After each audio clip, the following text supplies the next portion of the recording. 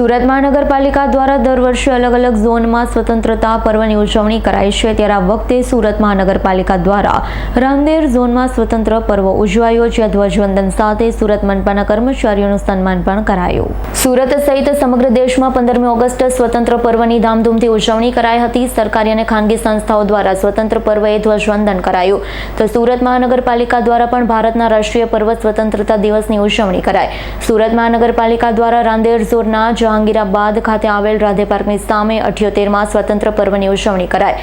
સુરતના પ્રથમ નાગરિક મેયર દક્ષેશ માવાણીના હસ્તે ધ્વજવંદન કરાયું હતું, તો આ સમયે સુરત મનપાના પદાધિકારી અને અધિકારીઓ હાજર રહ્યા। ત્યારબાદ રાષ્ટ્રગાન સહિતના કાર્યક્રમો યોજાયા હતા।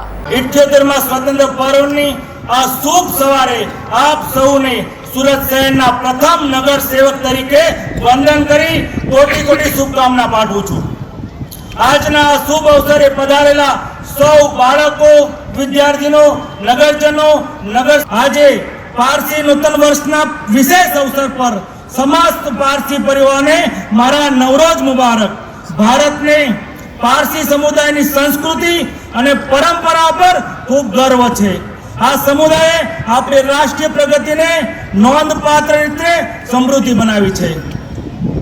આ સ્વતંત્ર દિવસ ભારત માતાના તમામ સંતાનો માટે, ભલે તે દેશમાં હોય કે વિદેશમાં, આજના દિવસે દરેક લોકોને દેશ પ્રેમની ભાવનાને વધુ ઊંડો અનુભવ થાય છે। આ અવસર પર આપણે તે અસંખ્ય સ્વતંત્ર સેનાઓને અને ક્રાંતિકારીઓને કૃતજ્ઞતાપૂર્વક યાદ કરીએ છીએ, જેમણે આપણને આઝાદી અપાવવા માટે સંઘર્ષ, ત્યાગ, બલિદાનના મહાન આદર્શો રજૂ કર્યા છે। ભારત લોકશાહીની જનની છે। પ્રાચીન સમયમાં પણ આપણી પાસે પાયાના સ્તરે લોકશાહીના સંસ્થાનોના વિદ્યામાન હતી, પરંતુ લાંબા સમય સુધી ચાલેલા વસાહતી શાસનને તે લોકશાહી સંસ્થાનો નાશ કર્યો છે। Bureau report S9 news Surat.